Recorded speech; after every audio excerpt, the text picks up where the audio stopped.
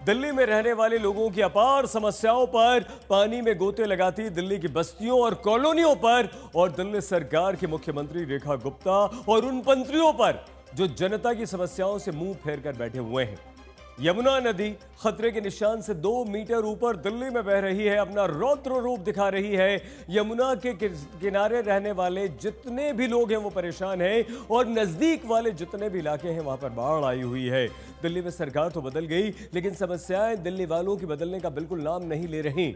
तो आखिर इस डूबते दिल्ली का जिम्मेदार कौन है? क्या मुख्यमंत्री रेखा गुप्ता? सिर्फ कुदरत पर ठीकरा फोड़कर दिल्ली सरकार आगे नहीं बढ़ सकती। समस्याओं का ठेका तो दिल्ली सरकार, उसके मुख्यमंत्री, उसके मंत्री और सिस्टम को लेना ही होगा। तो आइए हम आपको दिखाते हैं दिल्ली की स्थिति कब सुधरेगी। यमुना खतरे के निशान से ऊपर, दिल्ली के कई इलाकों में बाढ़ भयंकर।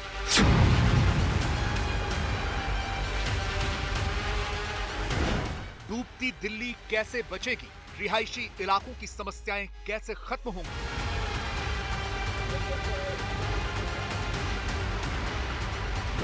बस्तियां डूबी, घरों में पानी, सड़कों पर लोग, देख लो दिल्ली सरकार।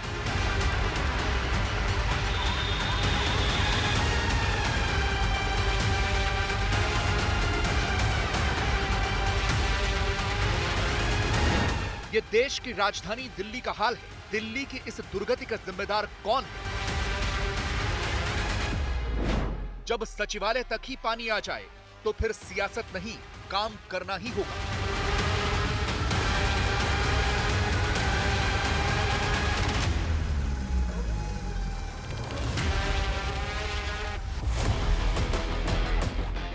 ड्रोन कैमरे से जब आज तक ने दिल्ली का मुआयना किया और जो तस्वीर नजर आई वो आप भी देख सकते हैं। कैसे यमुना ने दिल्ली को अपनी आगोश में ले रखा है। यमुना अपनी हद पार कर चुकी है। यमुना में खतरे का निशान 205 मीटर है, लेकिन इस वक्त यमुना 207 मीटर के ऊपर बह रही है, यानी खतरे के निशान से पूरे 2 मीटर ऊपर। पानी लोहे के पुल को छू रहा है। ये देखिए, यमुना का लेवल 207 को पार करता हुआ। दिल्ली के सिग्नेचर ब्रिज के ऊपर ड्रोन से ली गई ये तस्वीरें भी देख लीजिए। आपको ऐसा लगेगा जैसे यमुना ने दिल्ली को अपने अंदर समा लिया है। 1963 से लेकर आज तक यमुना ने दिल्ली में सिर्फ 5 बार 207 का आंकड़ा पार किया।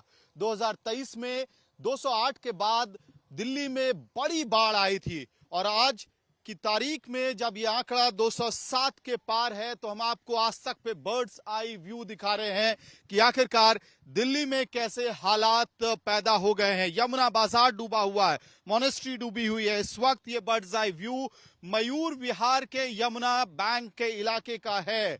यमुना फ्लड प्लेन्स में किस तरह के हालात बने हुए हैं देखिए। मयूर विहार अक्षरधाम के पूरे इलाके में सिर्फ और सिर्फ आपको यमुना का पानी दिखाई देगा। यमुना ने अपने फ्लड प्लेन पे फिर से कब्जा कर लिया है। सारे खेत डूब गए हैं। यहाँ झुग्गी बस्तियों की बसावट थी, वो झुग्गी बस्तियां डूब गई हैं और दूर दूर तक अब अक्षरधाम तक आपको दिखाई देगा कि किस तरह से पानी ही पानी यमुना का हर जगह दिखाई दे रहा है। अहम बात यह है कि इस मयूर विहार के एक छोर पे जहां यमुना का दूर दूर तक निशान नहीं होता था, यमुना नदी असल में डीएनडी की तरफ है जो दिल्ली और नोएडा को कनेक्ट करता है।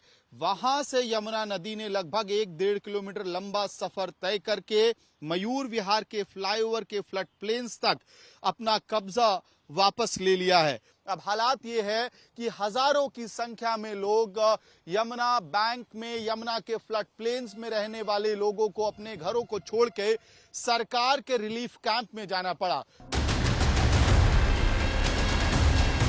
और अब आपको दिल्ली के अलग अलग इलाकों के अंदर लिए चलते हैं। सबसे पहले आपको दिखाते हैं दिल्ली में मोनेस्ट्री मार्केट का हाल, जहां नावें चल रही हैं। आज तक के रिपोर्टर भी नाव में बैठकर रिपोर्टिंग कर रहे हैं।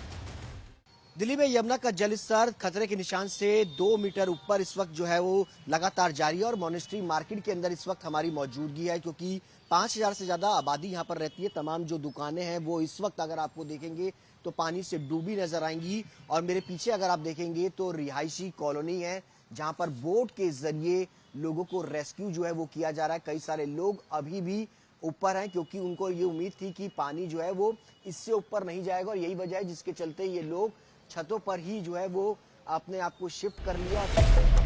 दिल्ली का विकास कितने सलीके से हुआ है, दिल्ली विकास प्राधिकरण का डूबा हुआ बोर्ड इसकी गवाही खुद दे रहा है।